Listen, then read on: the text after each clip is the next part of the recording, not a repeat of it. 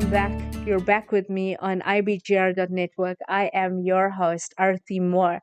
I'm a co-founder of Key Leadership Institute with my incredible partner, Moore-Robberts, and founder of Celebrating Humanity International, where I've been working with boards of directors and management teams around the world for the last 23 years, developing a diversity and inclusion experience that has been specifically created to help business owners, entrepreneurs, CEOs of Fortune 500 companies, mergers of entire businesses, to take their people from the disconnect based on different aspects of diversity to the point where they become a values driven organization where people love, honor, and respect each other for who they are, where they can guide and support each other in a meaningful way. And I know that I spoke very strongly into the gender side of help, of where people help each other to guide each other. And I'm talking about the impact that it has in the work environment based on your performance, your professionalism, and who you are. Your personal brand talks into the fact that you've got a vested interest in growing the company. So at what point do you allow your uniqueness to be the limiting factor of what holds you back or what is allowed to hold you back in the work environment? Because when you look at HR policies and procedures, when you look at affirmative action and employment equity, it talks about equal opportunity for every single person. It does not dumb it down to equal opportunity only for somebody of this skin color or this language or this religion, this tradition, this sexual orientation. It is open to people with disabilities, people of every culture and gender and age. So when we look at it from that point of view, what have we been allowing to hold ourselves back? Do you use the excuse of it's because I'm a man or because I'm a woman, I was not given that opportunity? Do you use the excuse of it's because of my age? Do you use the excuse of it is because of my education that I was restricted from being promoted?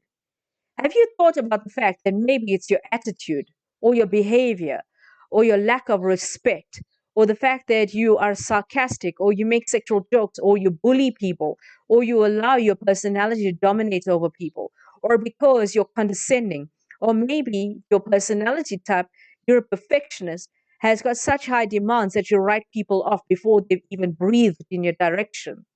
Or because you're so strong, you believe that everybody should follow you regardless of whether you're leading them down the wrong path or not?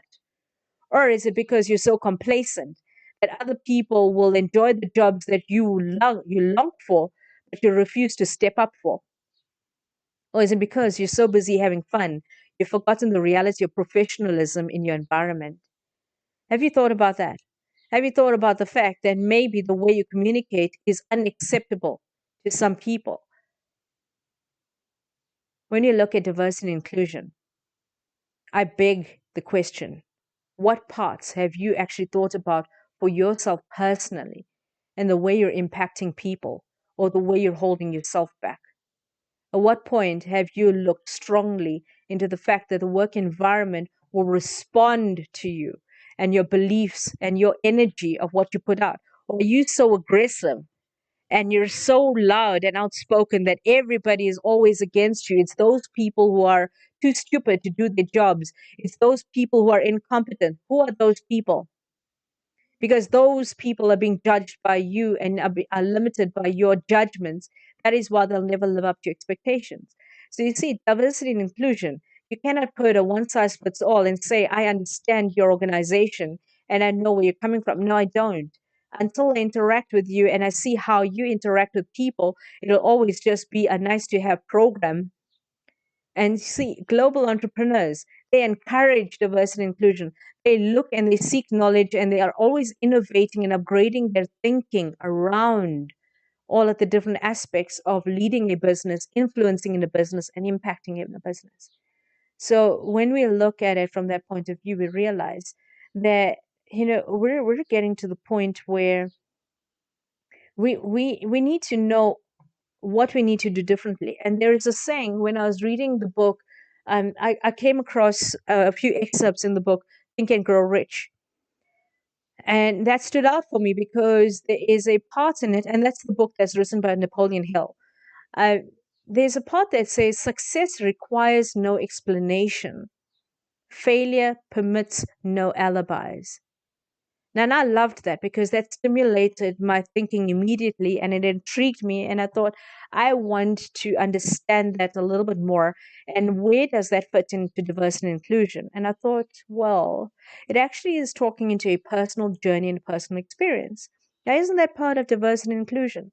You're going to get people who love reading. You're going to have people who love thinking, who love doing, who love interacting. There are people who just want to be quiet. There are people who love outdoors and adventures, and there are people who just want to be in the garden. They want to just play around with their cars or with their children if they're family orientated. You see, there's a diversity in the priorities of the human life. And in the everyday moments that people are embracing it, we realize that there's a difference in the way people see life. And so when they're looking at success, success means different things to different people in different ways. And diversity and inclusion in the work environment means we need to understand the human being and their interpretation of what success means to them. Because if you've got somebody who's got an abundance mentality in your group, they're always going to come up with innovative ways. They're always going to come up with solution focused guidance tools. They're always going to be, yes, we can do that. We have no idea how we're going to do that, but yes, we can do that. Now, that's the type of people you will always be attracted to. But what about the guys who've got a scarcity mentality? And it's not because they don't believe they're not worthy. It's maybe because in their cultural or religious beliefs or upbringing, they were taught to hold back on wanting to be too successful. They've been taught that the reality of money was not something that they could embrace. It was a limitation in what they could do and how they could interact with people. If you thought about it from that perspective, you see diversity and inclusion, it's not about the color of your skin. It's about your thoughts. It's about your expectations. It's about the nuances of what you have taken into your life. What has resonated with you? What have you contemplated so deeply that you can speak so much into? That's a diversity. That's an ability. You see, that's a diverse way of thinking. How many people stop long enough to question everything? You see, if we follow like fools blindly, we will be led by anybody, anywhere, with anything that they say. But when we have got a diverse way of thinking, a diverse way of looking at things, suddenly we see that if we can include the thoughts and the experiences of others, we can have a rich tapestry of success coming to us where failure has no alibis. And I love that. A rich tapestry, a rich tapestry of color, of different designs. And isn't life by design unusual? It cannot be dumbed down to, I know what life's going to give to me. I mean, I was just saying that to Jan the other day. I can guarantee that, yes, I will hurt you and I will make you sad. I can guarantee you that because I know that at the end of the day, I'm human and I'm not perfect and I do things wrong and I say things inappropriate sometimes and I say things that's not good and kind. I know that for a fact. What I do also know for a fact is that because I'm aware of that, I'm hyper aware of how I speak into people, what I say and how I say it.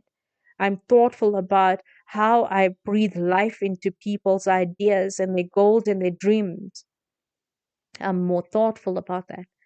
And I realize that if I can say that I know for a fact, yes, every single person that interacts with me, I will hurt you one way or the other because we are human.